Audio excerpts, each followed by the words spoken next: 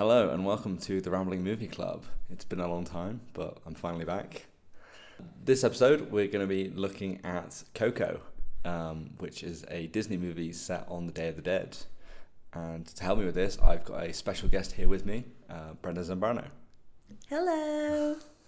So Brenda is from Puebla in Mexico, and she's going to kind of be helping me going through and understanding some of the Mexican and Aztec culture stuff. Yeah, that's true. I've been teaching Jamie some of interesting stuff about Mexican culture, pyramids, and most of it, how the world of the dead work. So we're going to do a two-part special. So this episode, we're looking at Mexican movies. Well, a Mexican movie. And then next episode, we can look at a British movie. So Yay. Flip the tables. Yeah, I'm a little scared because I don't know if I'm going to be able to understand all the British accents. But I'm going to do my best. Okay. I guess that's all we can ask of you. Yeah, I guess so. Yeah. You also might notice that this podcast sounds a little bit different, and that's because I'm currently in Mexico recording it. Whereas normally I record them back home in Wales. So I guess to start off with, a lot of people, I didn't really understand the Day of the Dead. So I watched a movie called The Book of Life a few years ago, which I know you've seen. Yeah, it's a very good movie. And before that, I kind of thought that the Day of the Dead was almost like a weirder version of Halloween, where instead of wearing dressing as ghosts and skeletons, you dressed up as these weird scary characters. And I really didn't understand it. And then I saw a trailer for The Book of Life, and I saw how colourful and amazing it was, and I was like, okay, I need to watch that movie. Well, yeah, actually, The Book of Life is a movie that was kind of popular here in Mexico, but obviously it wasn't that much as Coco because Coco is from Disney and Disney's power. So, yeah. But The Book of Life is also a very interesting movie, just that it's kind of a mix between the Spanish culture and the Mexican culture. That's why you can find some details that are not as specific from Mexican culture. But in Coco they did a much better work doing it because they added a lot of elements that we usually with, for example, the ofrendas and all of that. So that's why Old Mexican was fascinating with that movie. What's an ofrenda for anyone that doesn't know or speak Spanish? Well, we watched the movie in English, so they call it ofrenda. But ofrenda is technically is a place where you put all the presents for the people that are not with you anymore. So you usually made it in 7 levels. That it's supposed to be the way that a dead take to get to the dead's world. That it's the Coco clan. So in a couple of sentences, can you explain what the Day of the Dead is for people that don't understand? Okay. The Day of the Dead is a party to celebrate the life of those who are no longer with us. So that's in a few words. So it's a day where all the persons that are already dead come back to the living world, and they can see what's going on with their families, their beloved ones, and stuff like that. And eat. We eat a lot. Eat a lot of food. Like a real Mexican party. Yeah. So in 2018, I came to Mexico for the first time because I really wanted to see the Day of the Dead firsthand. And in the UK, the only real Day of the Dead thing we have is that it's at the start of one of the James Bond movies. So, so when I tell people that I've seen the Day of the Dead, and they'll be like, wasn't that in James Bond? I'm kind of, but not exactly. That was Mexico City, was a bit different. Well, I remember when James Bond came to Mexico to record that, and all Mexico was like, oh my God, James Bond's going to be in Mexico. And I was just like, isn't James Bond dead? I didn't watch that movie, but I remember that everyone were very excited. Yeah.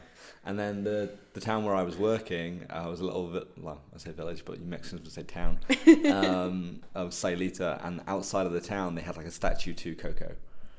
Oh yeah, it's just that they have the team of Pixar went to Mexico to try to get all the information about the culture, and most of it to learn how the real Day of the Dead works. So that's why they started to spend, I think, a year or something in Mexico just to learn for example, how the Grammys are in Mexico and in the rest of the world really.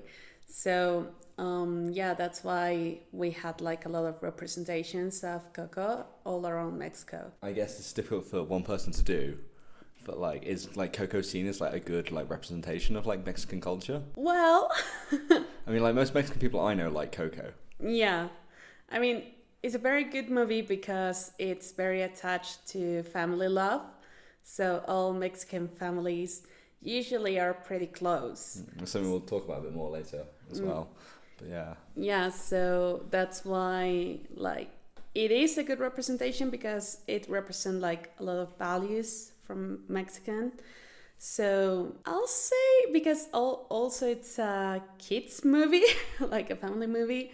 I can say that yes, it's a good representation. Do you like the movie? I cry all the time that I watch it. So yeah, I think I like it. I like the movie too. You didn't cry. I didn't that cry, doesn't no. count. That's okay. I'm cold-hearted.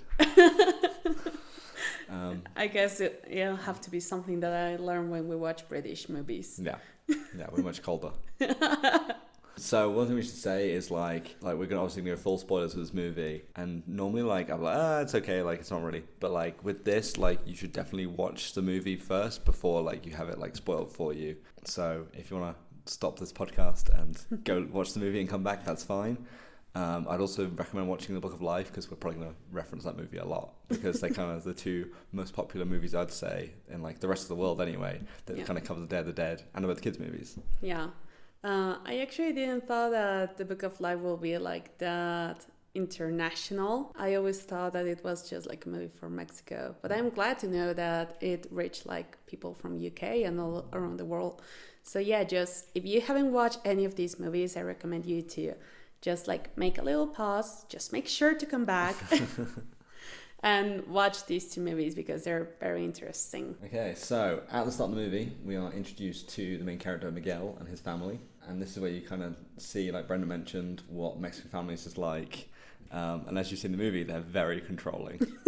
Where like the Mexican, like the elders of the family kind of tell what the younger ones what to do. And Brenda's laughing because she knows it's true. Well, I mean, at least in my family and almost all Mexican families, for example, Grammy is the boss of the family, so... Yeah, not grandpa and grandma. No, grandma gives the opportunity to grandpa to believe that he is the boss, but the real boss will always be grandma. So, yeah, my grandma is just like the grandma in the movie. So it's like very kind and very funny. And yeah, we all have chanclas. Yeah, we can all hit you like with a chancla. A chancla is something used to beat children with or anyone with. And as you see in the movie, it's a shoe or it can be a stick. Yeah. It's very powerful. Yeah. And it's generally frowned upon in most other countries. So you kind of see like how Miguel wants to be a mariachi or like he wants to play music, but obviously mariachis are the most popular musicians, I guess. Yeah, I mean, the dream of Miguel is to become a musician. He never said like specifically that he wants to become into a mariachi, but yeah, it's like the most common Mexican singer or musician that you can be. So, and he dressed like a mariachi and everything. So yeah, I think he wanted to be a mariachi, and it's like a very traditional way to live Mexican culture because you have to dress like in I don't know, in 1900s, something like that, when all the mariachi culture started. And yeah, you're like the life of all the parties. I mean, you already live like a Mexican party and there's always mariachis. Yeah, but then also, like you said, they're the life of the party, but mariachis always come at the end of the party. Oh, well, yeah, because usually mariachis come at the time when people are like a little drunk. So they can all can start singing. It's usually very dramatic songs. So you can like just start singing, even if you don't have like a heartbreak or anything like that, you'll end up singing that songs. And it's also a way to say, hey, the party is over. When the mariachi leaves, you leave. Yeah. It's like the polite way of shooing people out the door. Yeah, exactly. Yeah. So after the mariachis, you just leave. eat some tacos, and go to bed. So we see also our first kind of look at the ofrenda. Again, Brenda mentioned before, which is where they kind of place like the photos of like the family members they've lost. And again, like it's a very family event, and like I said, they give food, and it's like a time for all the family to come together. Yeah, it's most of it like all the favorite food of the person who lived. So, and we also leave this spread that we call it pan de muerto, the dead spread, that it's a representation of like a skeleton in a bread. And we used to eat it always during those dates to like represent that Mexicans, we don't laugh of the dead, but we enjoy, like that we live for saying something. Yeah. So let me see how Miguel wants to prove himself as a musician. He tries to play music, and his grandma smashes his guitar. Again, proving that she is the powerhouse of the family. Yeah. And then he runs away, and he's like, no. And then he finds out that he thinks his father is the great musician. Ernesto de la Cruz. That's the one. So he goes to his tomb, and he's like, Father, I'm going to take your guitar. And then he ends up in the spirit world, but he doesn't really realize. All he knows is he's like, things are weird. Well, yeah, usually because Miguel went to the spirit world, and he can notice it until he falls into a grave. Yeah. And after that, someone helped him, and he discovered that the person who helped him was a Catrina. Yeah. A Catrina is a representation of death, but it's like, as you can see, with colors in the eyes and stuff. And that's how we represent dead people, like colorful, like happy, kind of alive. So like when like on like the Day of the Dead like festivities, like you'll see lots of like women and girls like queuing up to have their face painted if they don't do it themselves. Yeah. So they'll be painted like a skeleton, like Katrina. We all learned to do it since we're like 6 years old, something like that. So then he runs into the rest of his family, and they all decide to go to the spirit world together. One thing I love about this is like you kind of see how colourful like Mexican like death is kind of seen. And like the kind of world of the dead is like all bright and colourful, and like this is what I find so interesting about like the Day of the Dead and like Mexicans' interpretation of like death and stuff, is that like with British like culture, it's very serious, it's very dark. Like whenever you see death in movies, it's always black and white. Like that's it. Whereas, it's just sad. Yeah, whereas in like Mexican like movies and stuff, you see it like bright, colourful, like lots of oranges and reds and yellows and purples and like. Yeah, it's just like a way to represent that it doesn't matter. Well, it does matter. You can be sad, but at the same time, you know that that person is in a better place. Like she is in peace. So you just have to celebrate that they live, that you met them. So that's how we interpret that. And then so he crosses over into like the land of the dead, and we meet his great grandma, who is just as crazy and powerful as his alive grandma. And then we're introduced to spirit animals, which is not something I've seen before. It's definitely not in the Book of Life. The alebrijes. That's the ones. Yeah. And like kind of, so they kind of lead the spirits on like to the next world. Is that kind of how they work? Well, that's more like Disney theory. Like alebrijes are supposed to be a representation of who you are. So usually the alebrije has 5 animals. So you have one according to your head, to your heart, to your personality, to your family, and to your wishes. So according to that, it's how you get like, I don't know, chihuahuas or a magic flying tiger, like Mama Imelda. Yeah. So, and as we can see, like, for example, we have also Dante, that is the dog. Is Miguel's dog. So at first it's supposed to be just a dog, but actually Dante is a xoloscuincle. A xoloscuincle is a kind of Mexican dog that is pre-Hispanic. It's like the oldest dog that we have in Mexico, and it's not very common to see it. You're never gonna see a xoloscuincle in the street like in the movies.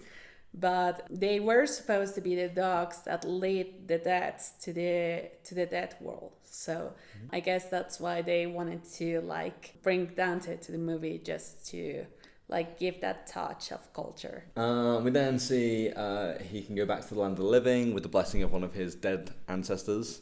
Yeah, with Mama Imelda. Yeah, well, because everyone else is scared of her, so they won't do it. Yeah. But she only has the condition of she'll only do it if he never plays music ever again. Oh, yeah, that's so sad. I mean, it's something that a lot of Mexican families have, that they're very scared of you not to be successful. Well, in this case, it was just because they hated music, but it was most of it is scare of them that Miguel will end up at the same as the Ernesto, like forbid it and abandon his family and everything. So a lot of Mexican families are like that, like, no, you're not going to be a musician, no, you're not going to be a writer because I want you to be successful and just stay here with your family. So he ends up running away from the family, and then he runs into this like homeless guy called Hector, who we kind of see more and more of over the movie. They go and get a guitar, and they kind of end up in like the more rundown parts of the land of the dead. And then you start to see how if people are forgotten about, like once they've died, that's when they start to fade away. Yeah, well, Hector is a very interesting character in the movie because we can see how desperate he is from the beginning for going to the living world. And he wants to do anything he can to give like Miguel his photo so he can put it on the ofrenda, and that way he can cross to the living world and, do whatever he have to do. Yeah. But yeah, like when they go to this part of the world where it's like almost all the ones who are forbidden, that there's like no one else to remember them. There's not such a thing in Mexican culture. Usually when you arrive to the Kukulkan, that's it. It's like a kind of paradise. But in essence, it's just like you are like eaten by the gods. So your body, like you become into only a skeleton. And after that, your bones become into stars. And you just end up being part of the giant universe around us. So that's like the kind of the end of the Mexican life according to our culture. So then we meet Hector's friend, and there's such a sweet... Chicharrón. That's the one. There's such a sweet moment. Chicharrón is food, by the way. Is it actually? Yeah, it's pork grass fried. Okay. It's very good. but very crazy, but it's very good. Okay. And we kind of have our first like heartbreaking moment between these two. Oh, well, yeah. Where he's like, play a song for me. And then he does. And then he fades off into nothing. Yeah, I mean, that moment is like very sad because, well, even if you can see Chicharron a lot during the movie, you do kind of, match with him in like his feelings and stuff. And I mean, for 1 second, you're like, I'm already in the dead world. Why is he gonna disappear? Like, I wasn't expecting that. So it's also like very good when Hector plays the song of Juanita, because it's like a very, very old Mexican song. I remember it. And it's actually full of kind of bad words.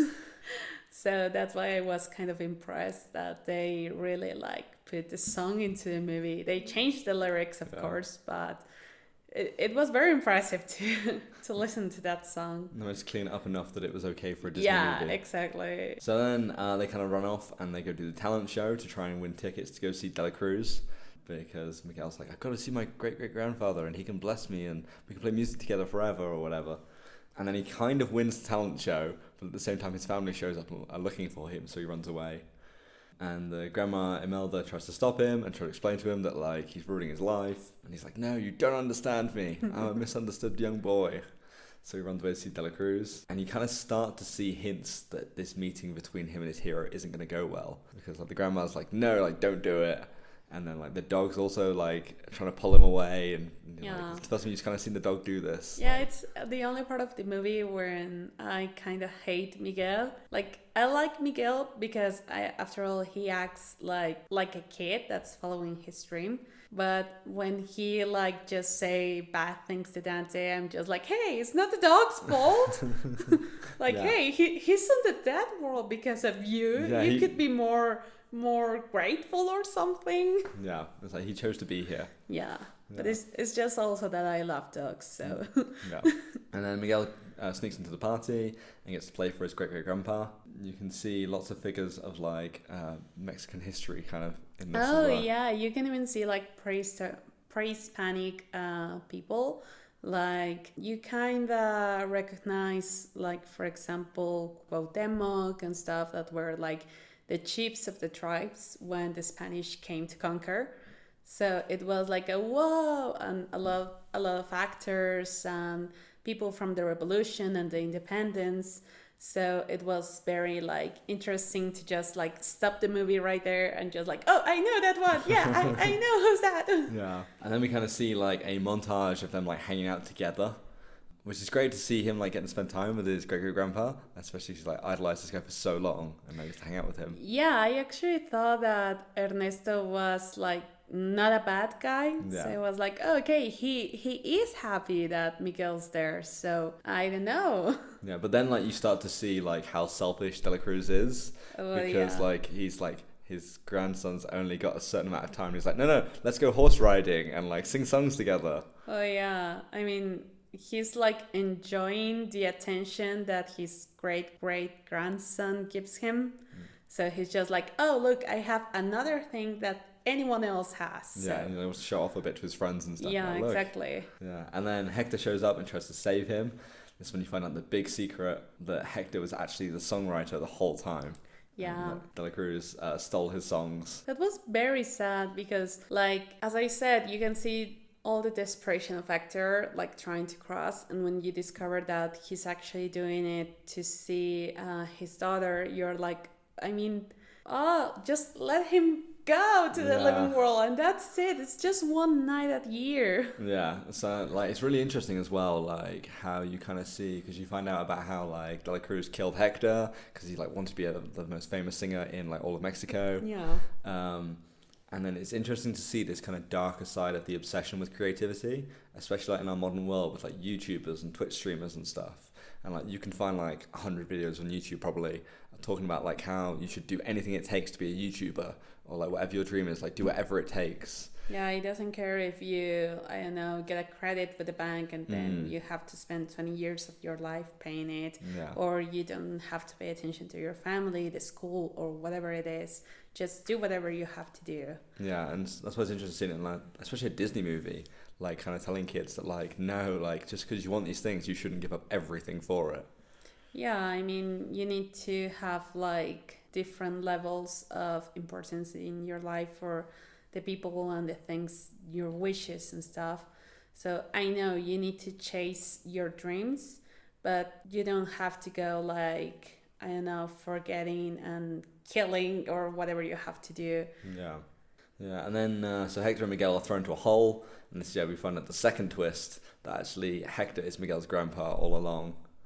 And also that he's being forgotten. Because is it Grandma Imelda the one who's alive? No, Imelda is... It's Mama Coco, isn't it? Yeah, it's Mama Coco, the one who's Hector's daughter. Yeah. So Coco is... she's very old already. She's forgetting things. So she's forgetting everything. And we can actually see scenes where she's already forgetting Miguel's grandma. That is like her daughter, so she's just forgetting everything. So I didn't see the twist coming that Hector was his grandpa. That was very funny to see, like your face, like, oh wait.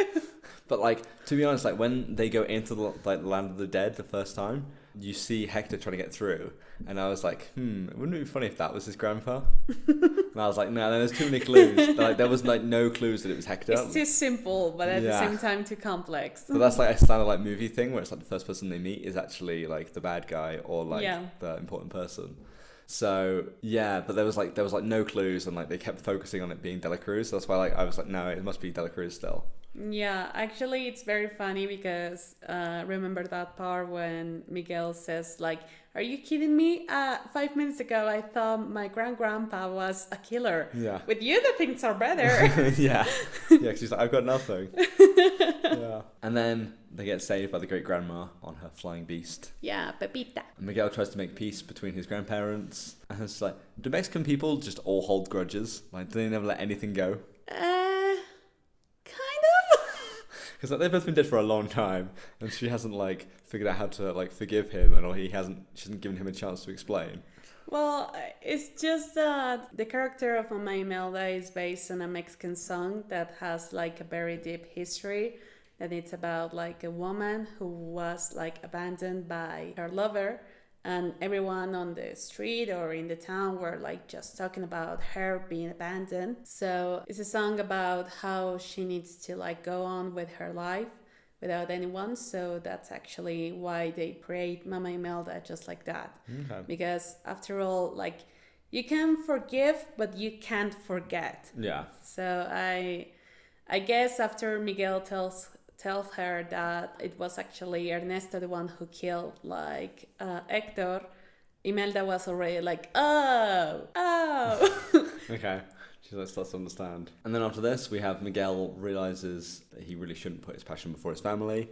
Like, it's okay to have both kind of thing. But I guess he got to try and convince his living family somehow. And then this is the same point when we realize Dante is actually a spirit animal too. Well, yeah, I mean, he was a dog and then he becomes into an alebrije. Yeah. That was like something... I remember that when I watched it, I wasn't that sure if it was like something good or bad. Okay. Because according to me, alebrijes can live like the dead world. Okay. So I was like, so Dante's gonna just stay there and Yeah. Miguel's gonna come back with his family? Like, why? Why did you kill Dante? Yeah, but we see later on, right at the end of the movie, that actually Yeah. he does come back, so Yeah, it's okay. I was very relieved when I Yeah. saw that. And then the family goes to try and get the photo of Hector back because Dela Cruz has got it. And this ends up with his great-grandma on stage. And we've already seen her try and sing once, so Miguel knows that she can sing, so he like gives her a bit of a nudge and be like, sing, yeah. sing. And the rest of the time he's like, she can sing? Like, what? Someone who hates music can sing like amazingly? Yeah, she actually sings the song of La Llorona, that is like one of the most popular Mexican legends. Okay. That it's also like pre-Hispanic, so it's a scary story. So, Okay. but it's a very good song, and we always sing it in Dia de Muertos. And then you get this like cute moment of the grandparents singing and playing on stage together. Oh yeah. Dela Cruz shows up and tries to kill Miguel, but the family managed to catch it on camera of him confessing everything. Yeah. And then Miguel is thrown over the side, but is saved by the giant cat. But he loses the photo of Hector, and then Hector's starting to die because it's getting to the end of the Day of the Dead. And I really thought that Hector was actually gonna die. again. That's one of the scenes where I start crying like crazy. there's a lot of those moments in this movie. Yeah, like during this movie, I think I cried like 5 times. Yeah. So It's like basically, if you haven't seen this movie, it's like the start of Up when the wife dies, but like repeated several times throughout this movie. yeah, exactly. So you're like, oh, it'll be like Up, where there's like one sad moment. Yeah, because you don't actually know who's gonna die. There are so many old people and Yeah. stuff that you can know who's going to die. Yeah, and also they're already dead. So like when Miguel goes back to the land of the living, he's not going to see them again anyway. Oh well, yeah, till he's dead. Yeah, so like for him, he's like, oh, and especially when Hector's dying and he's like, I just want one last chance to see my daughter because I'll be gone before she dies. Oh yeah. And I'm going to cry. And so what happens is the family kind of get back together and they force Miguel to go back so he doesn't die, even though it means Hector will be forgotten. Oh well, yeah, because Miguel needs to come back to the living world before sunrise, or he's gonna like die and stay there forever. Yeah. So it's kind of like either way, Hector's gonna die. Or Miguel's gonna die. Yeah. So they force him to go back. Gail goes back and plays for Mama Coco, which is like super sweet. Because I think it's like run past like the whole family to like quickly pay for her. And the daughter of Mama Coco is like, "What are you doing? Like, leave the poor woman alone. She hates music." Yeah, I actually remember that when Miguel comes back and he locks the door to like try to make Mama Coco to remember Hector, and you can hear like Miguel's grandma like knocking the door like all mad, and I actually got like nervous because I remember like all my childhood when my grandma was mad at me or something, and I was like, damn, okay, I need a plan. Okay, I'll escape to Mexico. Oh, damn it, I'm in Mexico. So the biggest question I have with this scene is like, we haven't really poked many holes in this movie, but this is like one of the big problems I have. Okay. Is that like, he's playing a song for Mama Coco that was taught to him by her father, Yeah, who nobody has seen for a very long time, yeah. since she was a little girl. And yet, like, he's there playing this song to his great-grandma that she knows and sings along with, and it's from her childhood. Yeah. Why does none of the family question, like, how does he know this song? Disney? Yeah, I guess that's kind of... It's like, Does that count? that's the thing, that's like, end of scene. Yeah, that's just like my one big question. It's just like, how does no one else, like, question that she knows, that, like, even though she hates music and doesn't listen to music, that, like, she knows this one song? That's my only problem. But then she remembers her father and the day is saved. And you jump forward a year and you see Miguel is showing the family to his sister on the ofrenda. And you see his abuela placing a new photo on the ofrenda. And you're like, oh, it must be the picture of Mama... Papa Hector. Yeah, and Papa Hector, like, together at last. And you're like, nope, it's Mama Coco. Oh yeah, I cried on that scene too. And it's like, oh, by the way, the movie's ending, but we're going to make you cry one last time. Like, do you thought that was it? Yeah. No, it wasn't. Yeah. But then you do get to see a cute moment of her being reunited with her parents. Well, yeah, that was actually very sweet because, I mean, it's like two dreams, Miguel becoming a musician and actor, like getting to see his daughter. So you can see at the end of the movie that both of the dreams can come true. So yeah, that was like my favorite scene. Yeah, it's very cute. And then you get to see all the family living and dead together for the celebration of the Day of the Dead. Yeah, like even if it's just for one night, like all the family can get together and just like remember that, like all the stories that they have. Yeah, and you get to see Miguel plays music for everyone as well. Yeah, like a mariachi. Yeah. So it's a really great movie. It has a lot of sad moments and stuff. Yeah. Yeah, there's kind of a few other things. Like we kind of talked about, like the whole family first thing. Like it's really interesting to see.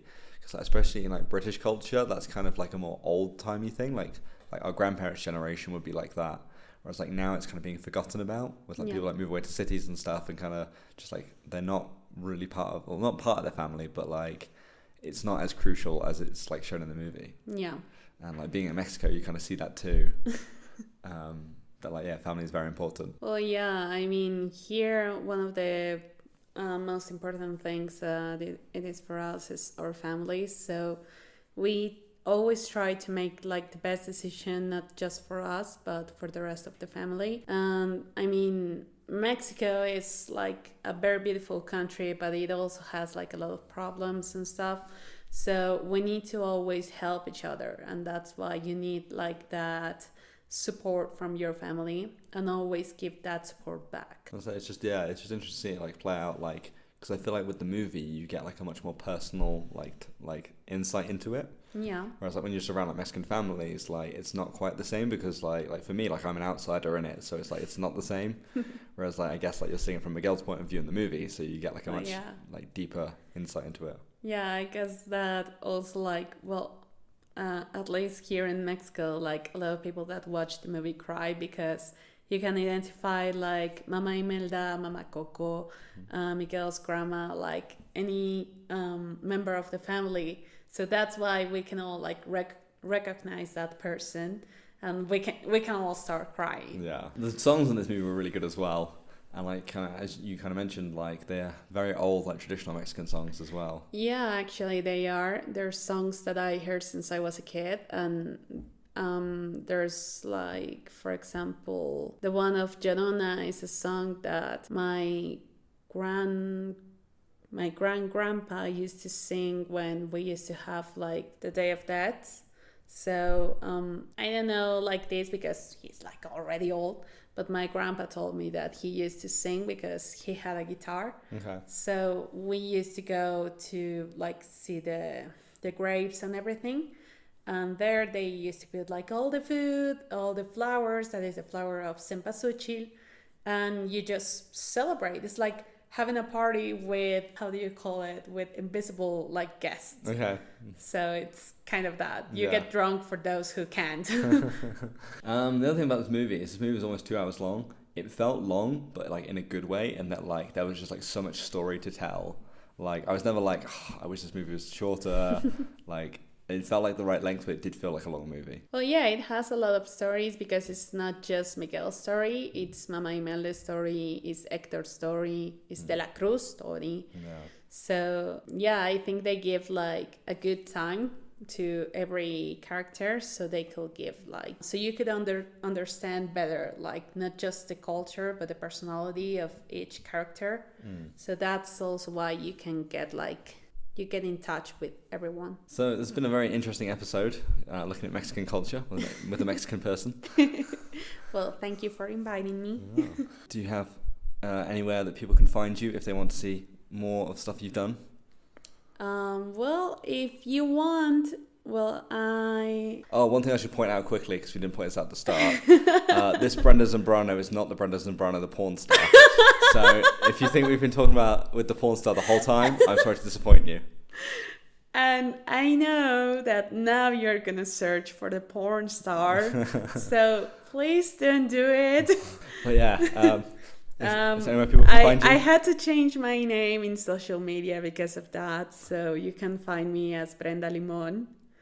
In Instagram, I'm like Brenda Limon. Wait, how do you call the one that it's like... Oh, it's underscore. Brenda Limon _com. Oh, com like at the end of a website, like .com. Yeah. Okay. So next episode, we're going to do our British take on this, on our Mexican-British culture tour. I'm pretty nervous. We're going to watch Monty Python and the Holy Grail, which I don't think there's anything like it in Mexico. Well, I just know that it has something to do with religion or something. It'll be pretty interesting to watch. Oh, well, this one's like King Arthur. So, oh, it's about King... Is King Arthur real? Well, we guess we'll have to find out next week when we watch the movie. Okay. So, thank you for listening. If you want to follow us on Instagram, it's Rambling Movie Club. Post, when I say we, it's me. Post stuff all the time. I always say we, I don't know why. Post all the stuff on there. We're also on Spotify and Apple Music, or iTunes, whatever you want to call it. So if you want to listen to the rest of the podcast, they're all on there. And if you do listen on Apple Music, please feel free to give us a review and a rating.